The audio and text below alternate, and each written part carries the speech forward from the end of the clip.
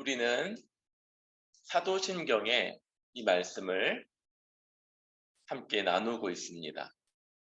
우리 이제 지지난주부터 거룩한 공회, 문구로는 거룩한 공회, 이제 거룩한 공회를 믿습니다.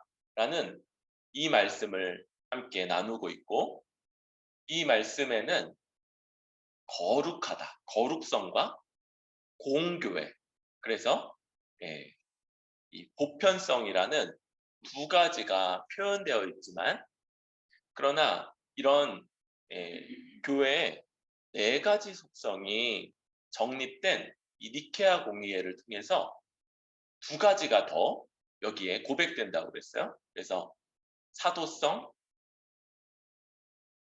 거룩성, 보편성, 통일성이라고 하는 이 네 가지 성격이 교회의 네 가지 속성이다. 이렇게 지난 두 번에 걸쳐서 이런 말씀을 나누었습니다.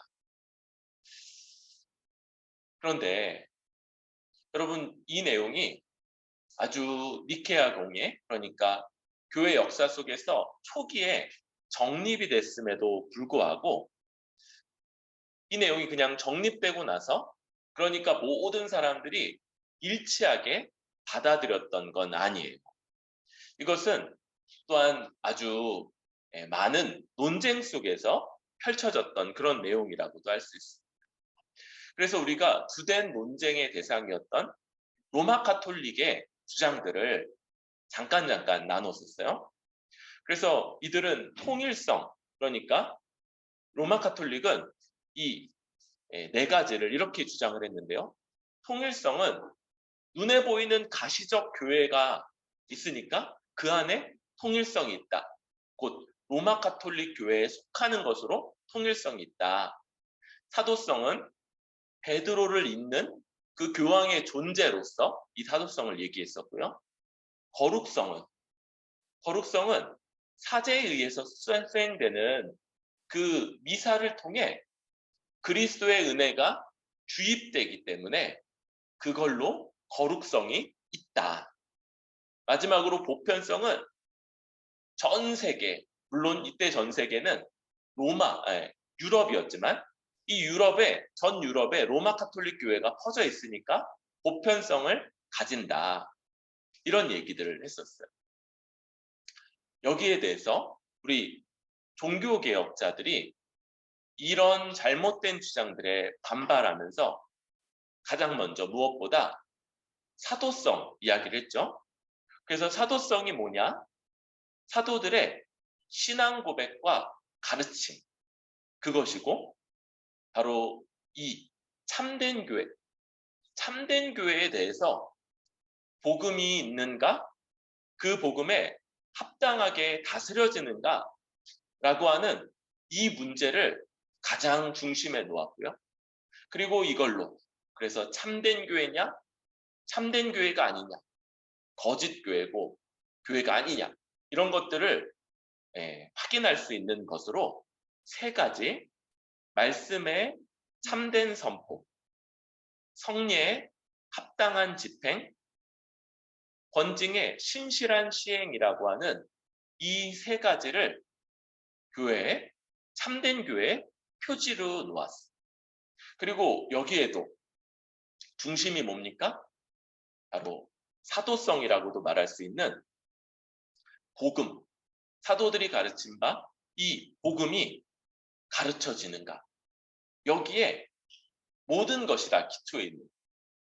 다시 말하면 여러분, 아무리 세례를 조심스럽게 주고 아무에게나 막 주지 않고, 또 성찬을 이 세례받은 자들과 신앙 고백을 엄격하게 주의해서 그런 자들만 누리도록 한다고 할지라도, 만약 그 이전에 말씀이 참되게 복음이 선포되지 않는다고 한다면, 그러면 이 뒤의 것들, 심지어는 그 다음 나오는 권징까지도 다 제대로 펼쳐질 수 없는 것이죠.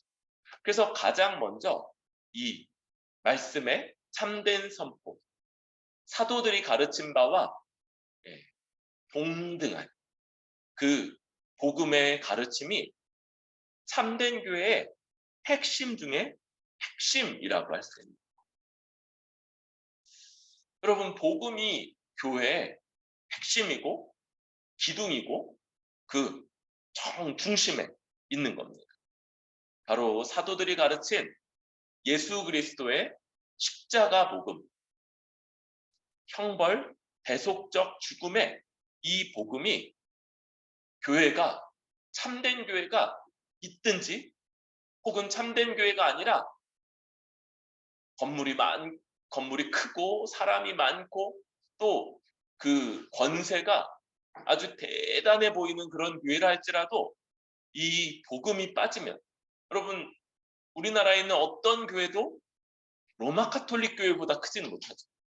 로마 카톨릭 교회 그 웅장한 건물들과 그 전 세계를 아우르는 조직력과 또 그 교황이 어디 한번 가면 그 정치가 뒤집어질 만큼이나 그런 위세를 가지고 있지만, 그럼에도 복음이 온전하지 않기 때문에 이 로마 카톨릭 교회를 우리가 정상적인 교회로 그렇게 여기지 않는 것처럼 그런, 그래서 이 복음, 이것이 너무 중요한 것이죠.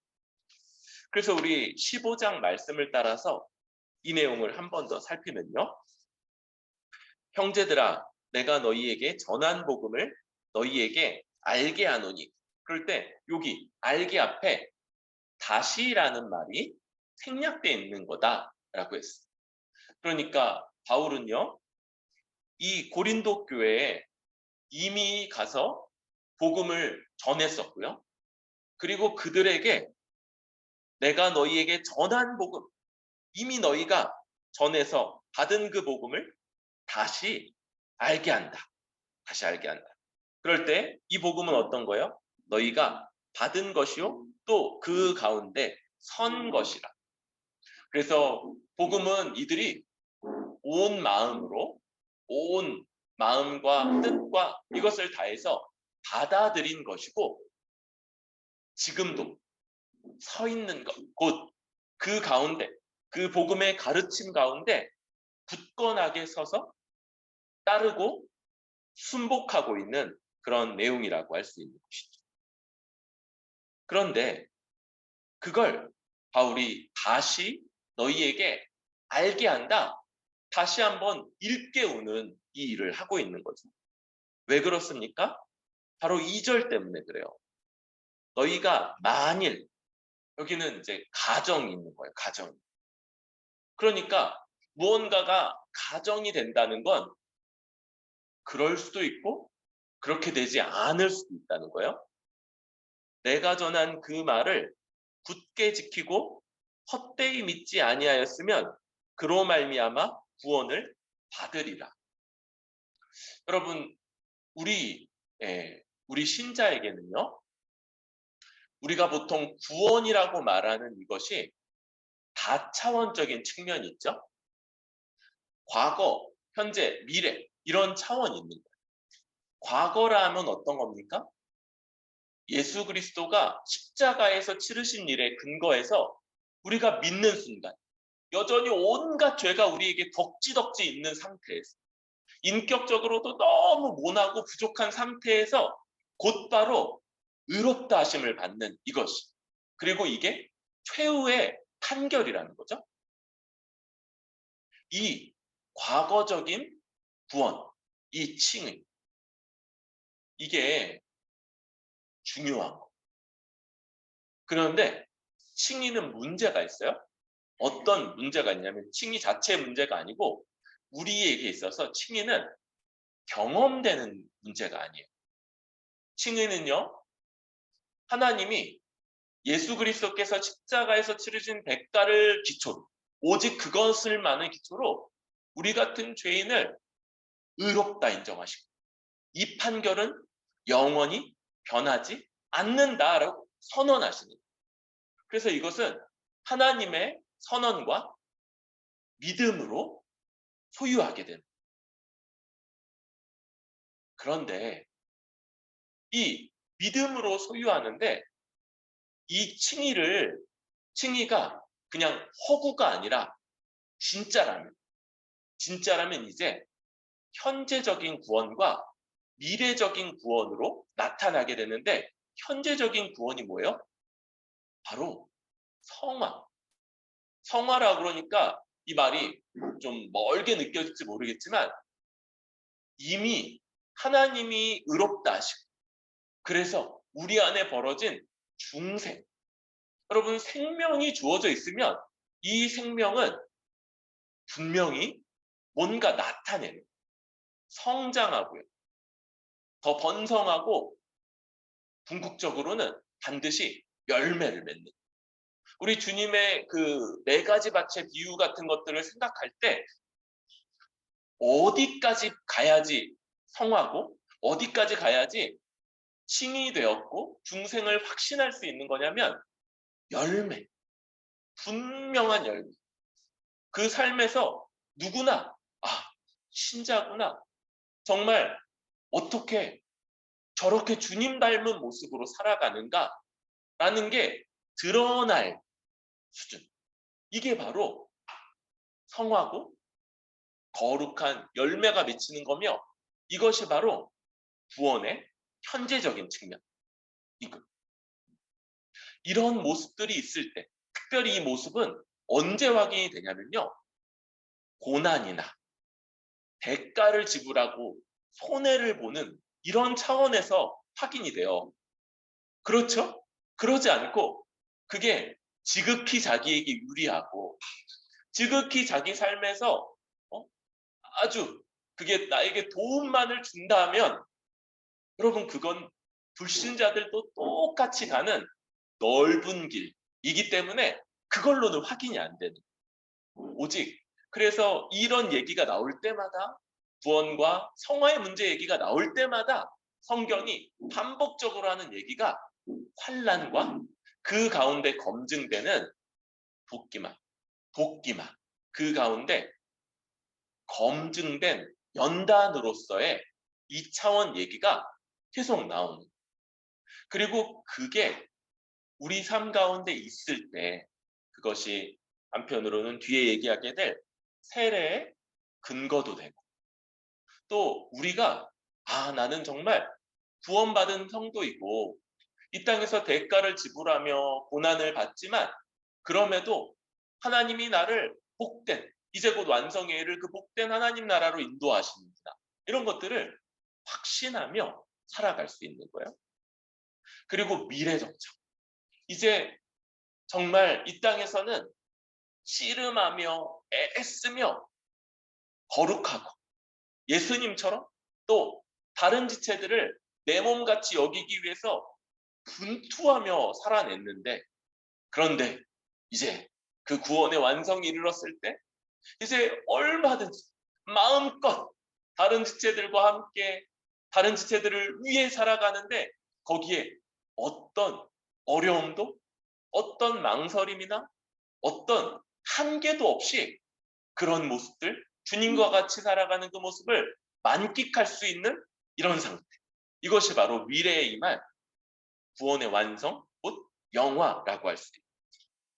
성경은요, 이 이야기들을 구원을 받으리라 이렇게 말하면서 어떨 때는 과거에 임했던 칭의를 강조하는가 하면 어떨 때는 많은 경우에는 현재 그리고 미래 이런 것들을 강조하고 있는.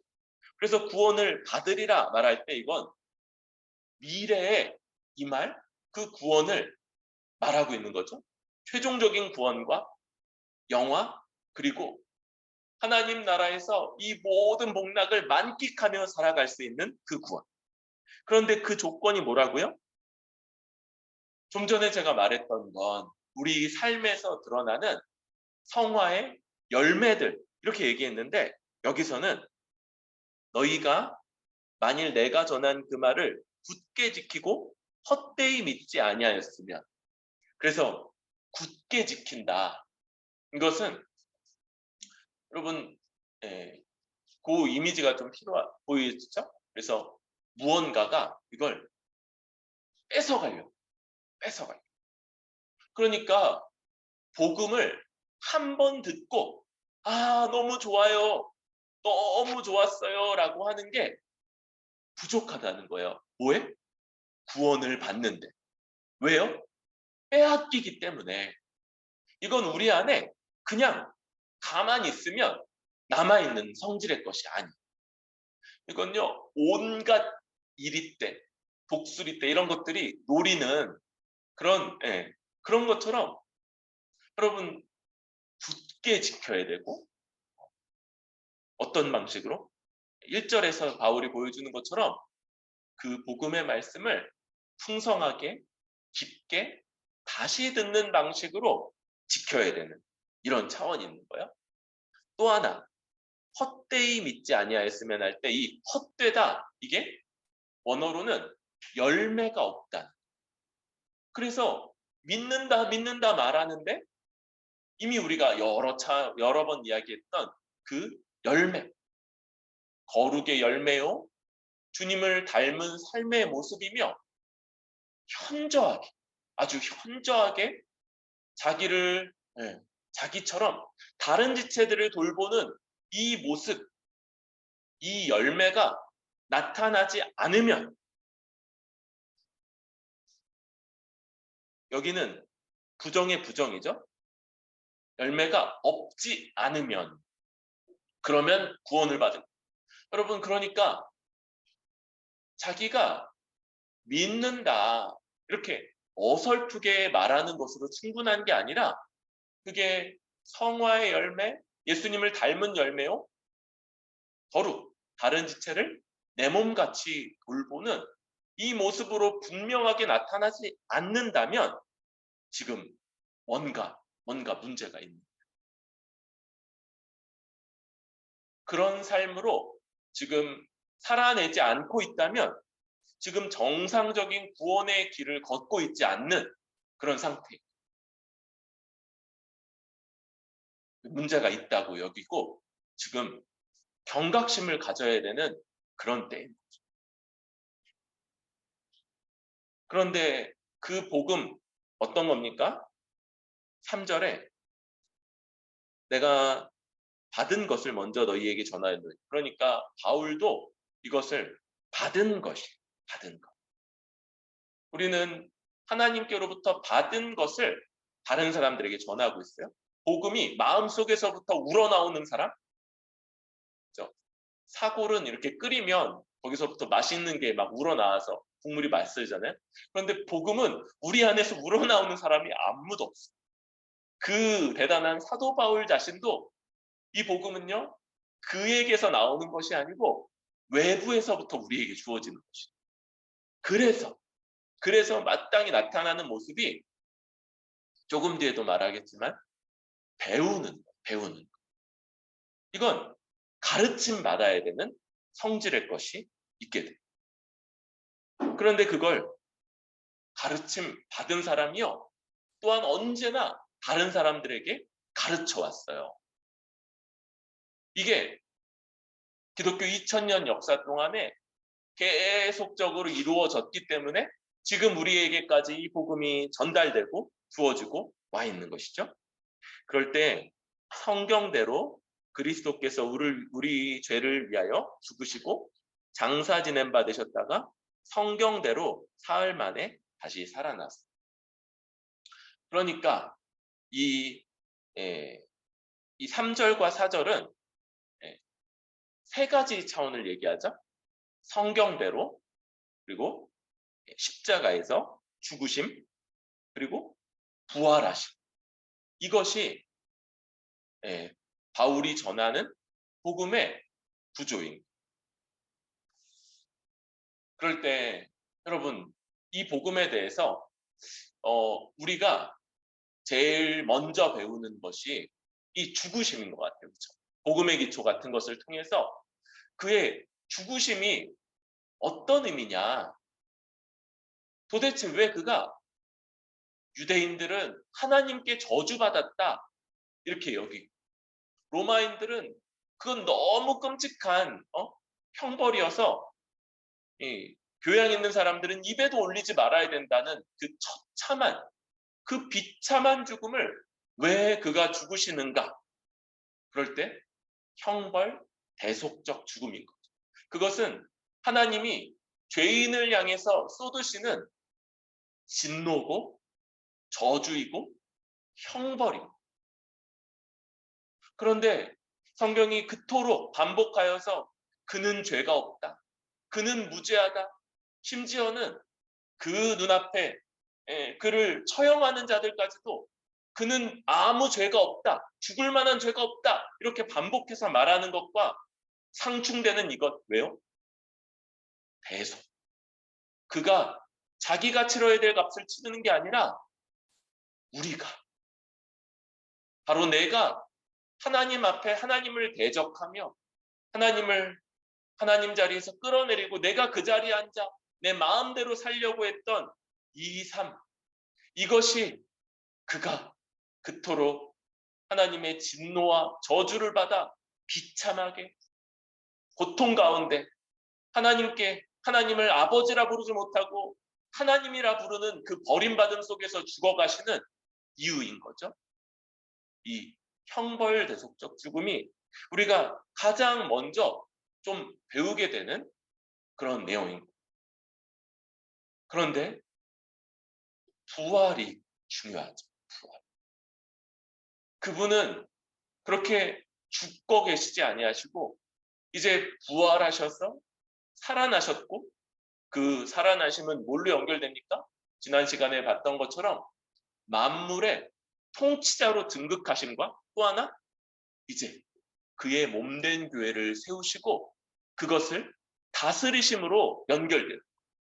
여러분, 이 두 가지가 주님, 우리가 직접 부활하신 주님을 눈으로 뵐 때까지 우리가 염두해야 되는 부활하신 주님에 대한 가르침인 것이죠. 그분은 부활하셔서 만물을 그의 뜻대로, 그리고 그가 택한 백성들을 위해서 인도해 가시는 거예요. 여러분, 우리는요, 이것을 복음의 한 차원이잖아요. 복음의 측면에서 점점 더 이해해 가야 되는 면이 있어요. 우리 안에 뭐 살아가면서 좋은 기억만, 좋은 추억만 있는 사람들이 어디 있겠습니까? 그런데 주님이 우리를 구원하실 때 바울이 뭐라고 얘기냐면요, 모태에서부터 나를 정하셨다, 이렇게 말합니다.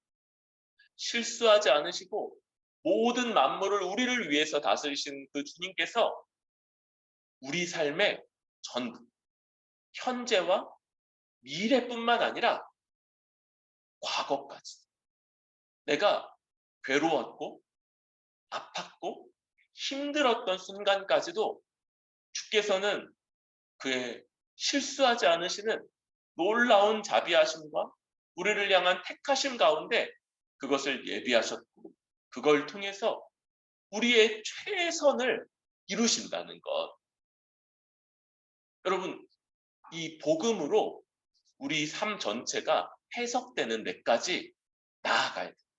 물론 이게 지금 당장 모두에게 되지는 않는 것 같아요. 그럴 수 있어요. 그렇죠? 저도 이렇게 머리카락이 빠지는 걸 느낄 때마다 왜 이렇게 많이 허용하시는가, 이런 것들로 약간 안타까워했고 막 그런 마음들을 생각할 때 여러분들도 충분히 그렇겠다, 이런 생각들을 합니다만, 그러나 또 이게 그런 거, 복음에 대한 분명한 이해, 또 주님의 통치에 대한 분명한 고백이 이런 차원으로 깊어져야 되는 면이 있죠. 또 하나, 그런 만물을 통치하는 주님께서 이제 그의 몸인 공동체, 이 땅에 유일하게 하나님 나라에, 이 땅에 있는 모든 것들이 급격하게 변화될 거야. 그런데 그 온전한 형태를 이루고 하나님 나라에까지 들어가게 될 그 공동체, 바로 당신의 몸된 교회를 이 땅에 세우시고 그가 이 세상에 계실 때 행하셨던 모든 것들, 다스림, 통치, 공급과 돌봄, 또 치유와 악으로부터, 대적으로부터의 보호, 이 모든 것들을 이 당신의 몸된 공동체를 통해서 펼쳐가신다는 이것들을 우리가 알고 이해하고 그리고 고백해가는 것, 이 지점에서도 많은 진전이 필요합니다.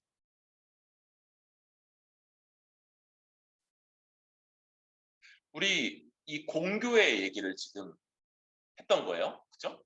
그러니까 예수님을 믿는 순간 이 모든 사람들은 그 고백이 참되고 진실하다면 모두 다 이 공교의 일원으로 속하게 되죠. 그런데 이 공교회에 속했다는 건 그것은 보이지 않는 차원에서, 그리고 공교회에 속한 자는 또한 반드시 어떤 한 지역교회에 소속돼서 그 지역교회의 관할과 치리에 복종하는 방식으로 살아가게 되는 것, 이게 요 공교회와 지역교회의 관계인 거예요. 뭐 이럴 수 있죠. 로빈슨 크루소처럼 이렇게 무인도 혼자 갇히면 이런 지역교회에 딱 속할 수 없을 거예요.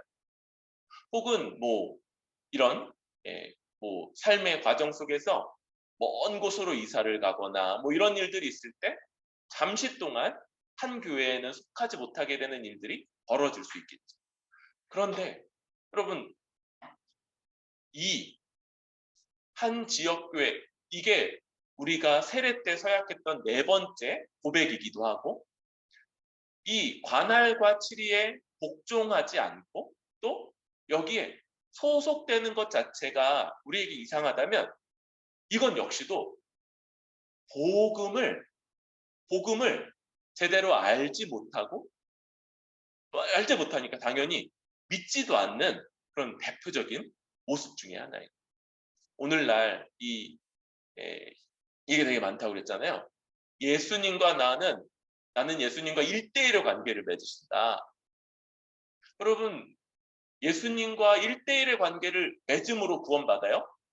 그런데 예수님과 연합할 때 동시에 반드시 그 예수님과 연합한 모든 지체들과도 연합하게 되고, 이걸 부정한다면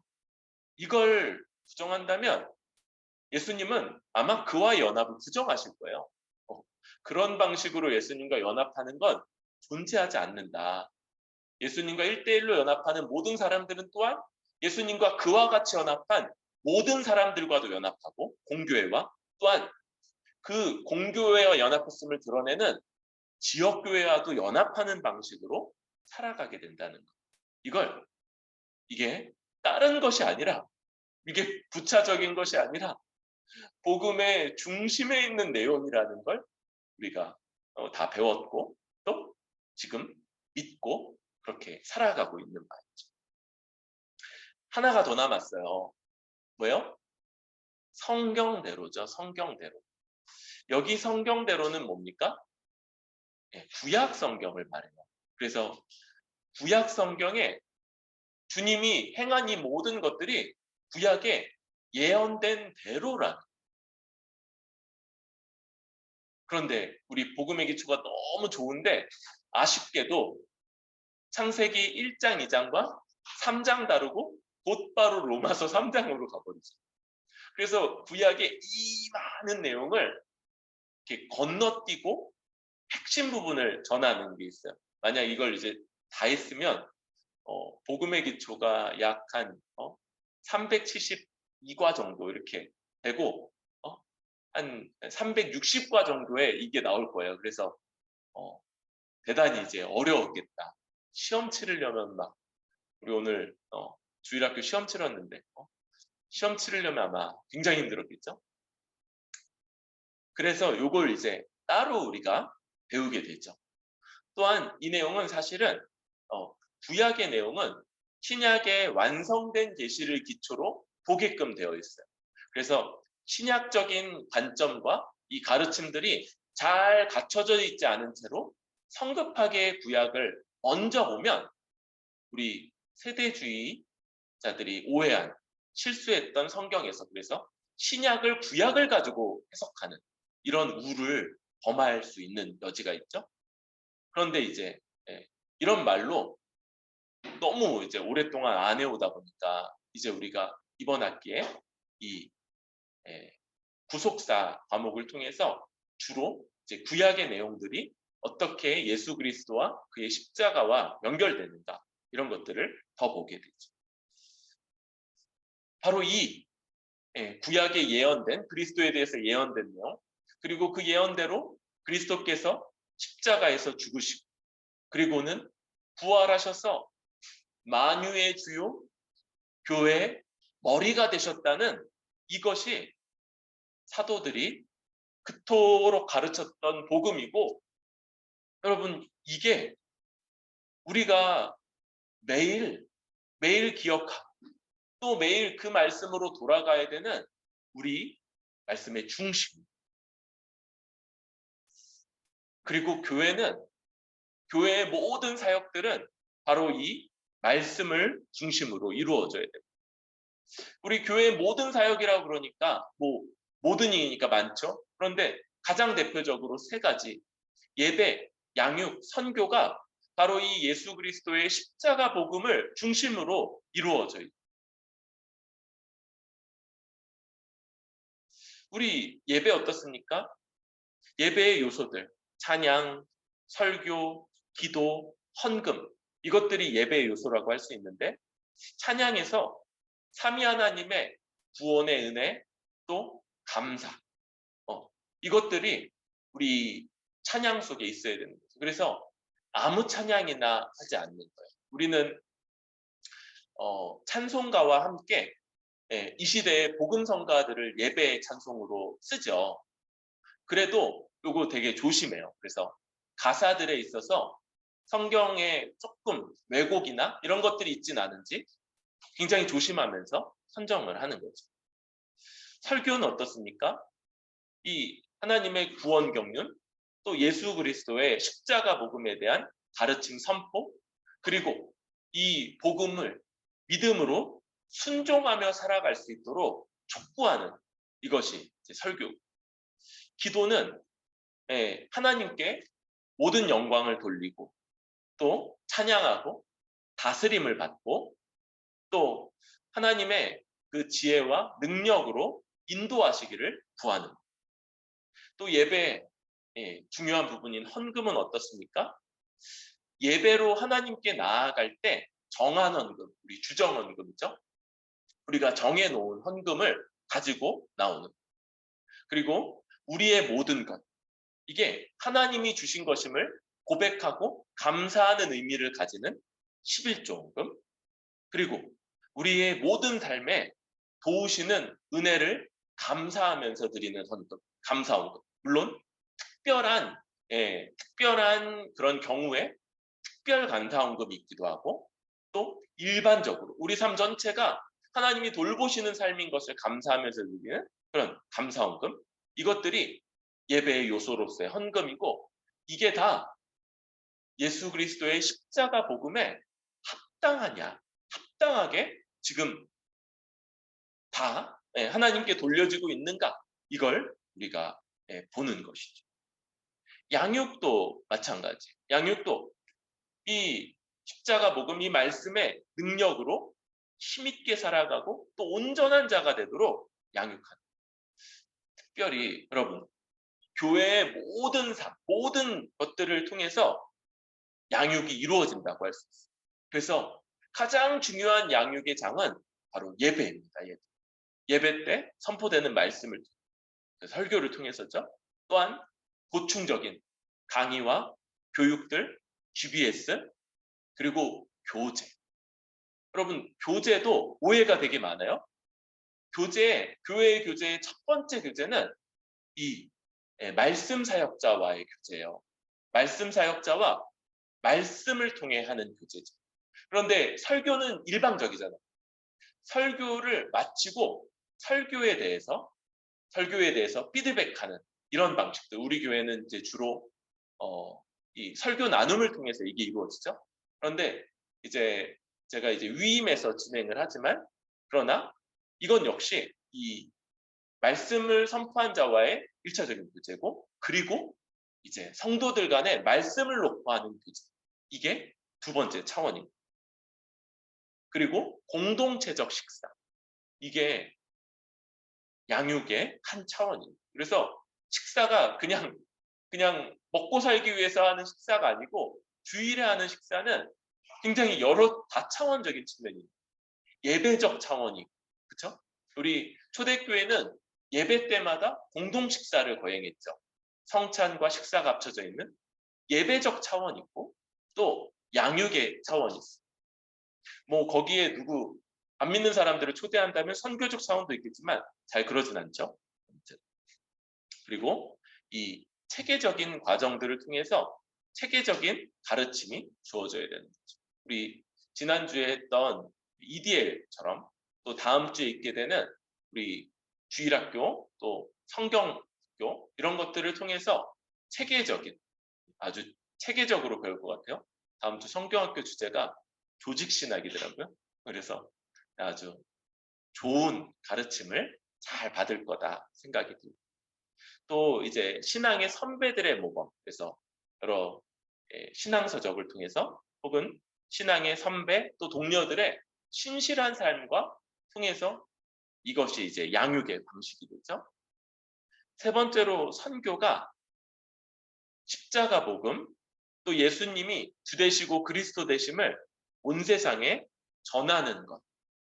이 우리가 말로 전하고 또 우리의 빛과 소금이 되는 세상 사람들과는 남다른 삶으로 그들에게 이것을 이제 비추는 방식으로 드러내게 되죠.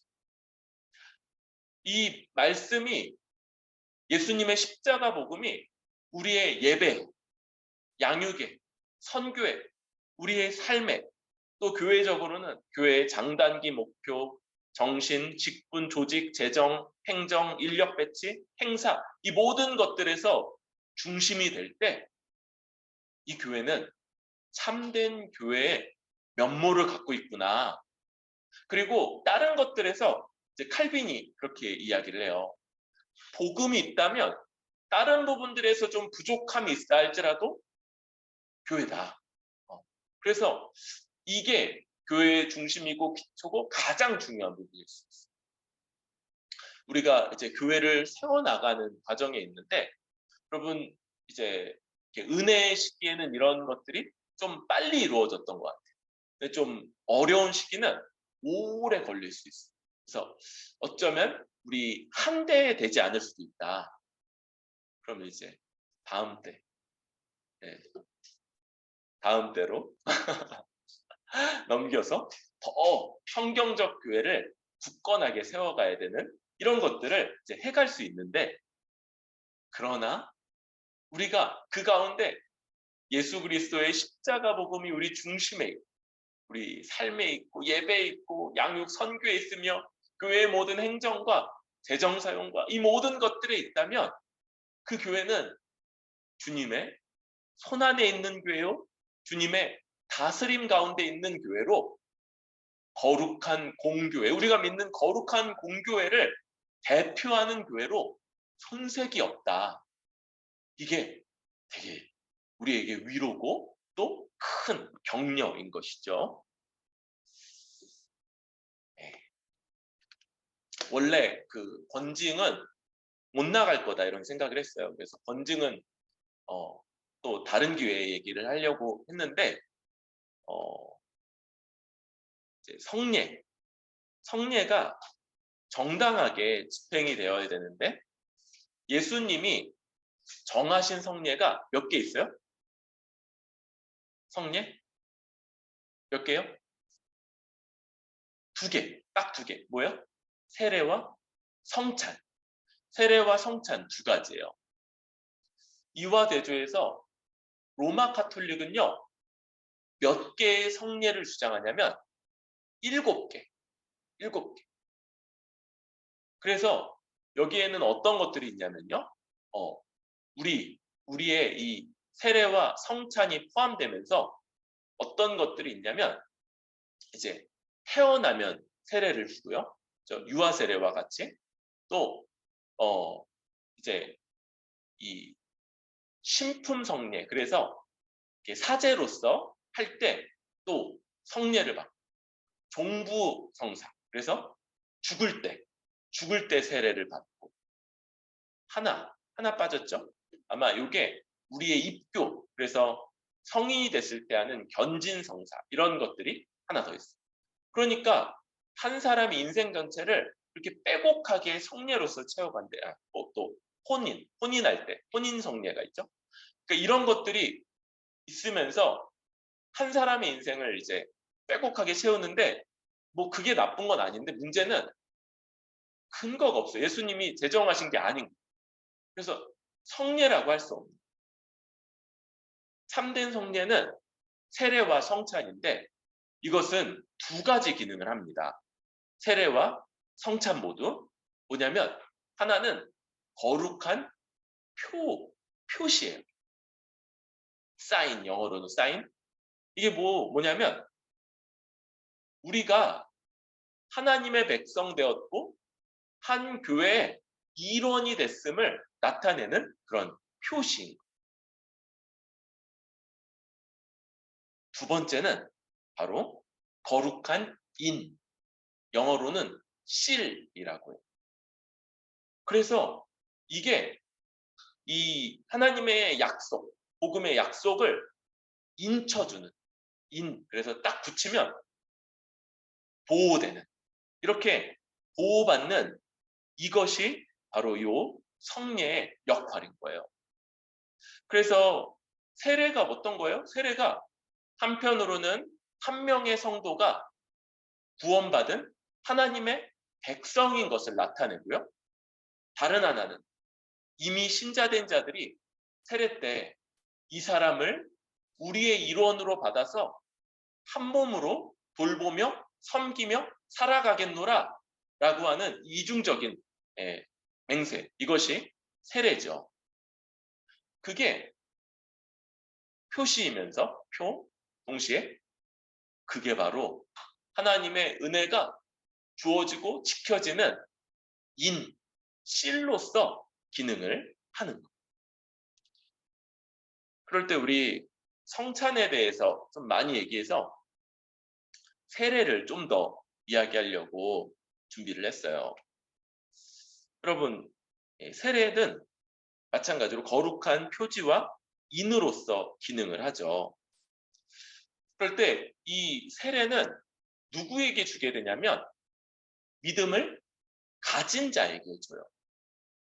그래서 우리 사도행전 2장에서 첫 번째로 세례를 받는 그 신약적인 의미의 세례를 받는 그 장면을 딱 볼 때 이 사람들이 우리가 이 복음을 듣고 우리가 어찌할꼬 그러면서 믿음의 반응을 하는, 거기에 대해서 이제 회개하고 세례를 받으라.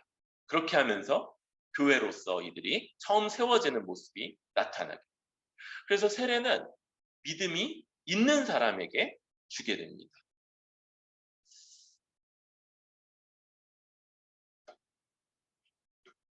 그래서 신자가 중생했고, 그래서 하나님의 은혜 언약 가운데 참여하고 있다는 것의 표시이고 인인 거죠.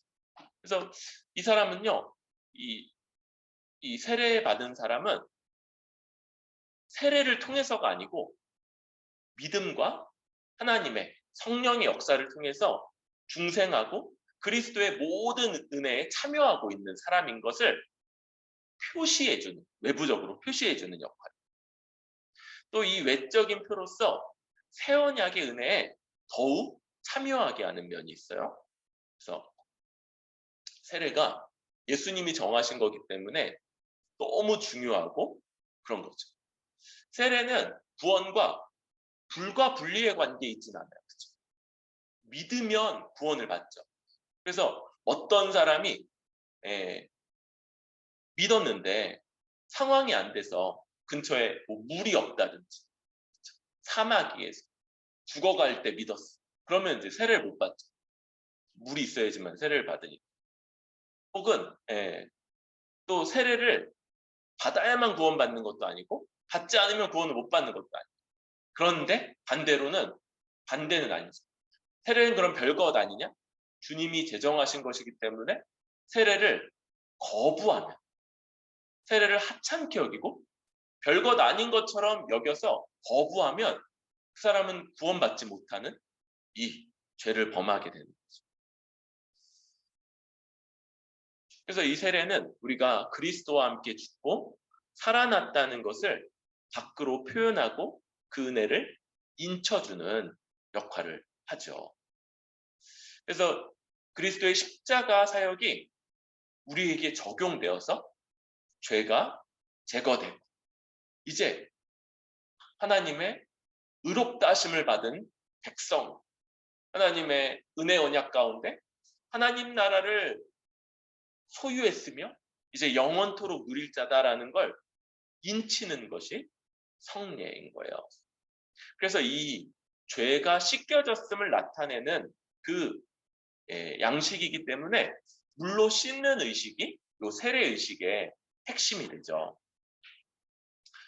그래서 요 세례가 먼저는 그가 예수 그리스도의 십자가 은혜로 죄가 씻어지고 제거됐고 새 사람이 되었음을 나타내는, 또한 이 세례는 그리스도의 몸인 교회에 가입되었다는 걸 나타내는 외적인 표예요.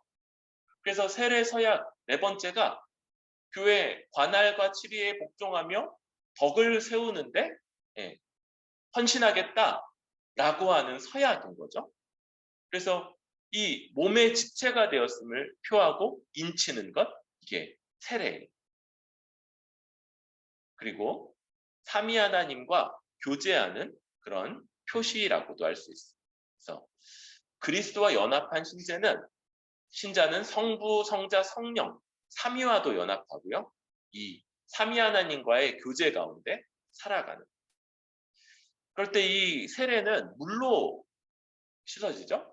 그럴 때 세례 요한이 베풀었던 이 물 세례가 직접적인 연결이 되는데, 세례 요한의 물 세례에 특별했던 건 이거죠. 당시에 이 유대인들은, 하나님의 백성인 유대인들은 할례를 베풀었던 것과 달리 할례를 받지 않은 이방인들이 유대교로 입교할 때 내가 이방 죄인이고 하나님의 은혜가 필요합니다라고 고백했던 그게 세례였다고. 그런데 세례 요한은 이 이방인들이 유대교로 입교할 때 했던 이 세례를 누구한테 줘요?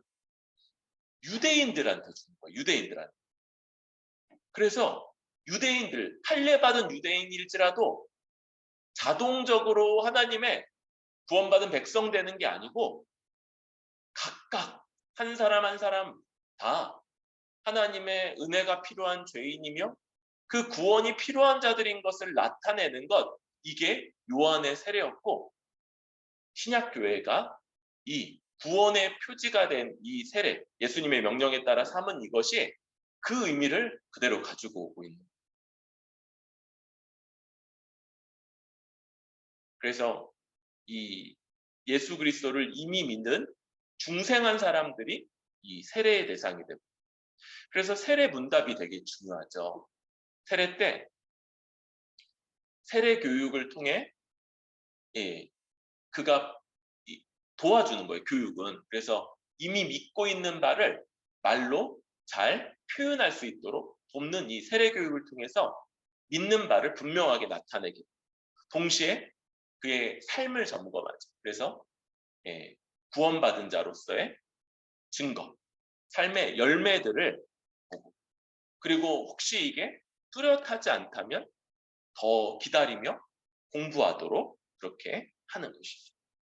그래서 이 세례 교육이 은혜와 또 그 유익 가운데, 세례의 은혜와 유익 가운데 잘 살아갈 수 있도록 이 세례가 훼손되지 않도록 지켜내는 이런 측면이 있고, 또 신자에게는 이런 과정을 통해서 그냥 헛되게 맞지 않고 진짜 자기가 뭘 서약하고 있고 하나님 앞에서 서약한 거니까 이 서약 내용이 얼마나 중대하고 그러는지.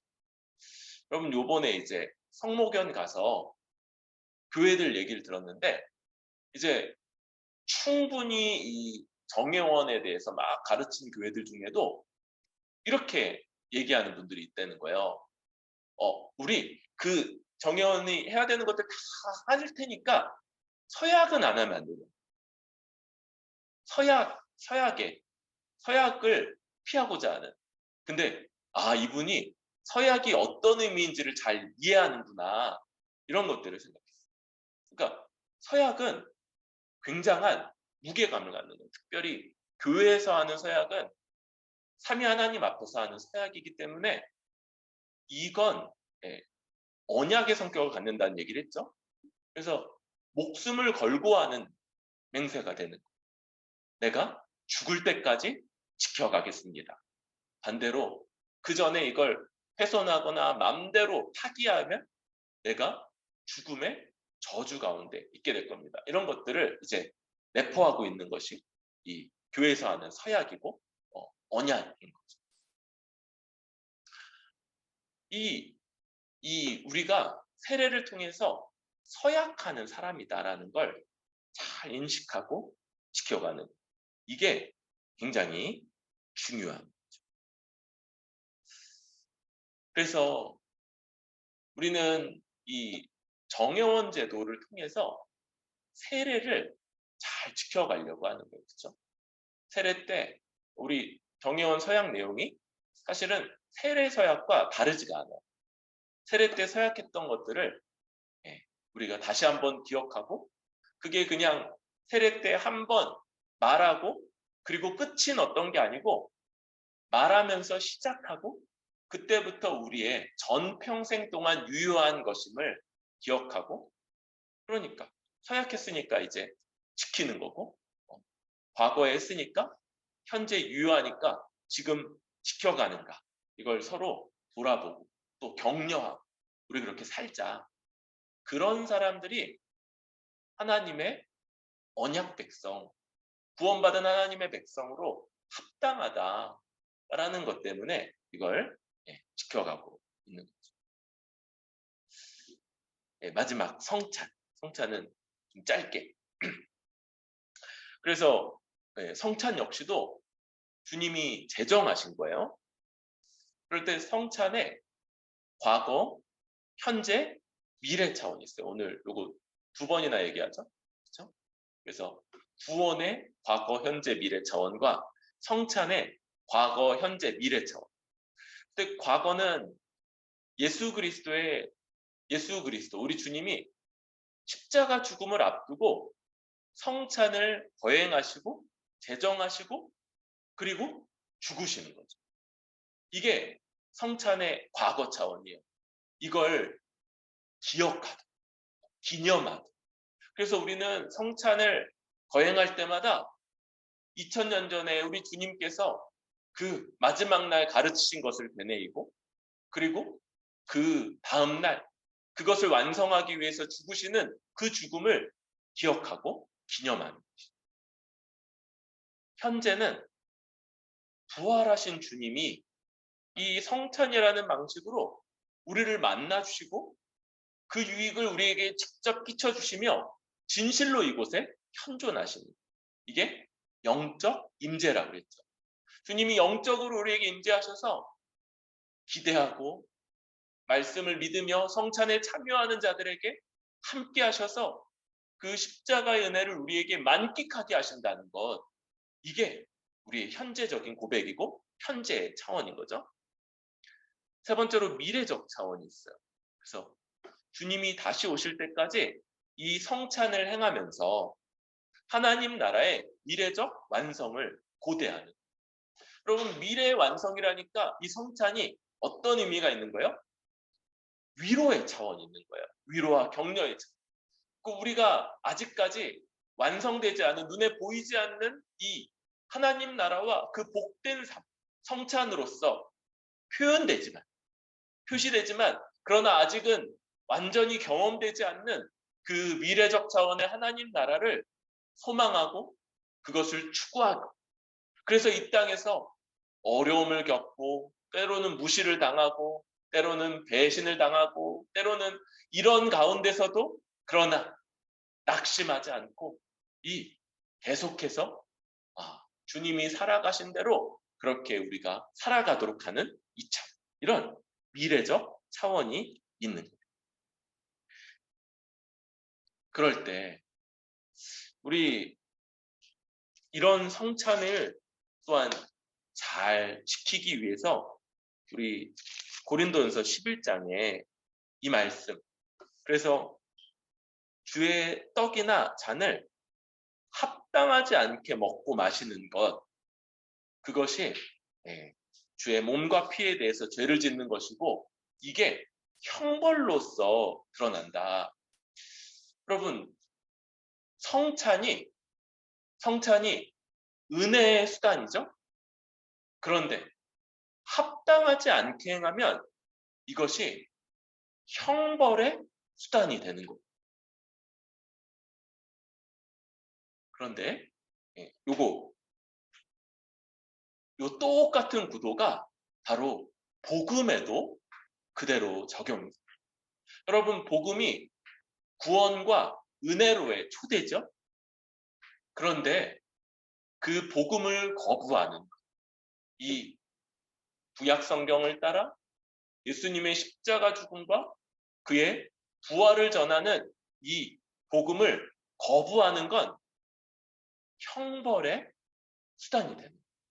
저주의 수단이 됩니다. 그래서 주님이 복음을 대적하는 자, 거부하는 자들에게 어떻게 하라고 그러세요?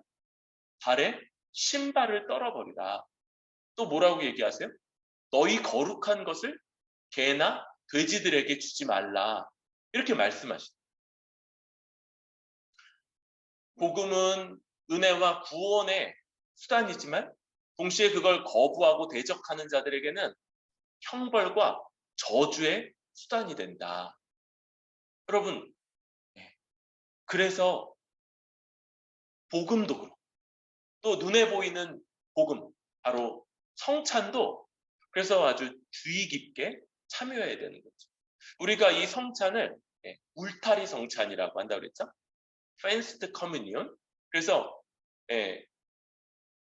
이 믿음과 또 교회의 다스림 가운데 함께하는 자들에게만 베푸는 그것은 성찬을 지켜가는 측면도 있고 동시에 그 지체를 지키기 위한 측면도 있는 거예요. 자기 죄를 먹고 마시고 그리고 하나님의 더 큰 진노 가운데 들어가지 않도록 보호하고자 하는 그런 마음이 있는 거죠. 그럼에도 불구하고 여러분 또 열려 있기도 해요. 왜냐하면 이 성찬의 은혜는 보편교회에게 주어진 것이기 때문에 이런 것들을 얘기해 주지만 그러나 진짜 참여하고 싶다 이렇게 말하는 사람들에게는 나눠줄 수 있는 거죠. 참여하도록 할 수 있는. 우리가 이 참된 교회이기 위해서 세 가지 말씀의 참된 선포, 또 성례의 신실한 시행, 그리고 번징의 시행, 이 세 가지를 참된 교회의 세 가지 표지로서 말씀을 나누었고 그 중심에 우리가 반복해서 배워야 되고 더 깊이 더 풍성하게 배워야 되는 예수 그리스도의 십자가 복음이 있습니다. 또 그 복음이 구약의 말씀에 기초에 있고 예수님의 십자가 죽음과 함께 그분의 부활, 만물의 주가 되시고 또 교회의 머리가 되신다는 이 복음이 교회의 중심에 있음을 함께 나누었습니다. 우리가 더 힘써서 이 복음을 더 확실하게, 더 확고하게, 더 분명하게 배워가기를 힘씁니다. 그래서 언젠가 한번 배웠는데 실제로 우리 삶에는 실제적인 아무런 영향도 미치지 못하는 그런 여기 훈장처럼 나 언제 뭐 배웠음, 수료장, 먼지 쌓인 수료장처럼 이렇게 복음을 대하는 것이 아니라 날마다의 삶에 우리 중심에 살아있어서 그 복음이 나를 일깨우고 더 주 앞에, 더 주님을 따라 다른 신자들을 돌보며 살아가는 삶으로 대가를 지불하면서도 그렇게 살도록 인도하는 그런 은혜와 능력의 말씀으로 우리에게 역사하는 그래서 정말 거룩한 공교회를 대표할 수 있는 그런 이 땅의 지역교회로서 더욱더 든든히 서는 우리 뿌리 깊은 교회 되기를 소망합니다.